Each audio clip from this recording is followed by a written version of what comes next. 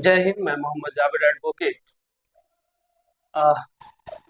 कांटी विधानसभा के युवा व्यक्ति मोहम्मद कादिर, इनसे हम बात करेंगे किन आधार पर ये वोट करेंगे और विधानसभा चुनाव में किस तरीके को यह देखते हैं विधानसभा चुनाव को। तो आप अपने बारे में थोड़ा बताइए और फिर चुनाव के बारे में हम बात करते हैं। सबसे पहले तो मैं एक छात्र होने के नाते यह बता दूं कि हमारी सबसे पहले मांग तो बिहार चुनाव में और हमारे कांटी विधानसभा में एक ही मांग है कि यहाँ जो भी विधायक चुन के आए वो समाज से जुड़े और जमीनी नेता। दूसरी बात, हम पहली बार वोट डालने जा रहे हैं विधानसभा चुनाव।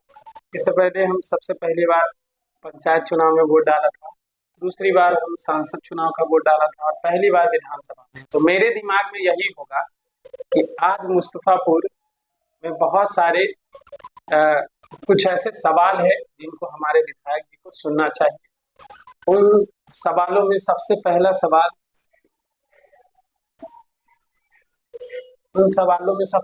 सवाल ये है कि हमारे मुस्तफापुर में स्वास्थ्य केंद्र तो है, लेकिन उसको रीमॉडलाइजेशन करना होगा, थोड़ा उसको स्पेस में लाना होगा, बड़ा बनाना होगा, जिससे समाज की जो समस्या है, जो गरीब गुरबा लोग हैं उनको वहां से सहायता मिल सके, मतलब हेल्थ के क्षेत्र में। तो क्या प्राथमिक स्वास्थ्य केंद्र इस सब टाइप का खुलवाने का बिल्कुल हमारा यही मांग है आने वाले विधायक जी से कि यहाँ एक प्राथमिक स्वास्थ्य केंद्र और वो भी बेहतरीन स्वास्थ्य केंद्र होना चाहिए। यहाँ इससे पहले था या नहीं? इससे पहले था, है भी, लेकिन जितना वहाँ पे स्पेस होना चाहिए वो नहीं, उसको और थोड़ा बिल्डअप करना होगा और वैसा बनाना होगा जिससे यहाँ के लोगों को अच्छा काम, उनके स्वास्थ्य का ख्याल रखा जा सके। यहाँ की स्कूली व्यवस्था कैसी? स्कूली व्यवस्था पहले से तो बहुत बेहतर हुई है और यहाँ दूसरी चीज है कि स्कूली व्यवस्था के लिए हम आने वाले विधायक जी से कहेंगे, भावी विधायक से कहेंगे, जो चुन के जाएंगे यहाँ से विधानसभा में, वो यहाँ के सबसे पहले मुस्तफापुर प्राथमिक विद्यालय का बिल्डिंग का डिमांड करे क्योंकि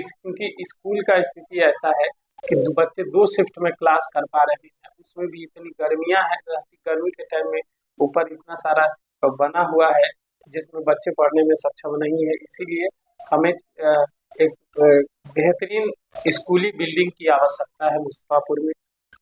अगर यहाँ बहुत सारे स्टूडेंट तैयारी भी करते होंगे कंपटीशन सबका, तो उसके लिए किस तरीके से, क्या यहाँ पे इसके लिए सबसे पहले चीज एक लाइब्रेरी की व्यवस्था होनी चाहिए।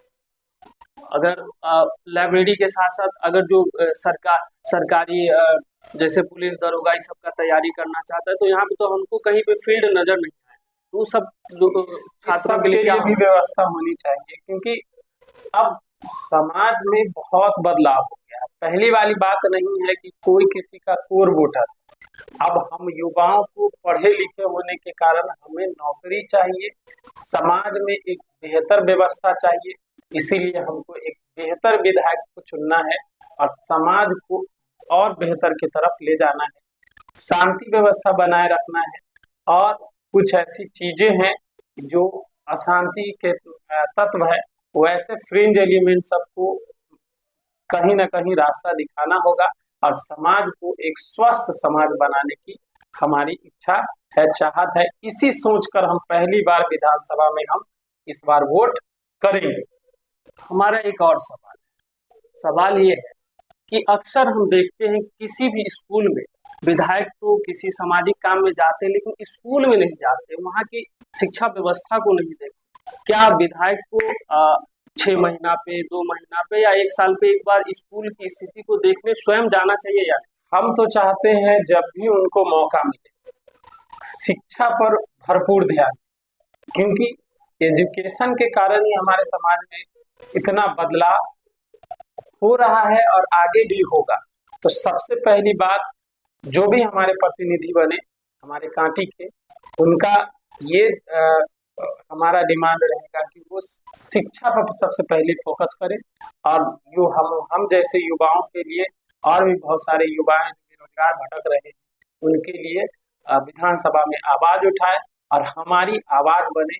यही हमारी सोच के साथ पहली बार अपना वोट विधानसभा का फर्स्ट टाइम वोटर होने के नाते अपना वोट यही सारी बातों को सोचकर डालेंगे। चलिए, धन्यवाद, बहुत अच्छा लगा आपसे बात करके। इनका एक ही मांग है कि जब भी समाज में हो वोटिंग, चाहे वो लोकसभा का हो, पंचायती स्तर पर हो या राज्यसभा का वोटिंग, जब भी हो चुनाव हो, तो सबसे पहले एजुकेशन को आगे बढ़ाया जाए, लोगों शिक्षित लोगों को आगे लाया जाए और एक स्वस्थ समाज का निर्माण। स्वस्थ समाज का निर्माण कैसे हो सकता है, आप थोड़ा 2 लाइन उस पर कैसे? इसमें क्या है, शांति वातावरण हो, शिक्षा, सबसे पहली बात हमने एक ही लाइन में कहा, शिक्षा को आगे बढ़ाइएगा, स्वस्थ समाज का निर्माण। मतलब एजुकेटेड सब बिल्कुल चाहिए, शिक्षित होना चाहिए, समाज में जो एक दूसरे के लोगों को देखकर जो बुराई। आपके चैनल के माध्यम से ये भी मैं संदेश देना चाहता हूँ, हमारी बातों को जितने लोग सुन रहे हैं, चाहे वो हमारे दोस्त हो, हमारे भाई हो, बहन हो, जो भी सुन रहे हैं, अपनी पढ़ाई को जितना एग्रेसिव तरीके से आगे बढ़ाना है उसको बढ़ाइए। पढ़ाई ही हमारा सबसे बड़ा हथियार है, और लोकतंत्र को समझने और लोकतंत्र को बचाने का हथियार शिक्षा के अलावा दूसरा कोई हो नहीं सकता है। थैंक यू, धन्यवाद। आपसे बात करके बहुत अच्छा लगा कि युवाओं के बारे में आप सबसे ज्यादा सोचते हैं, क्योंकि आप खुद युवा हैं और समाज को स्वस्थ बनाने के लिए शिक्षित होना बहुत जरूरी है।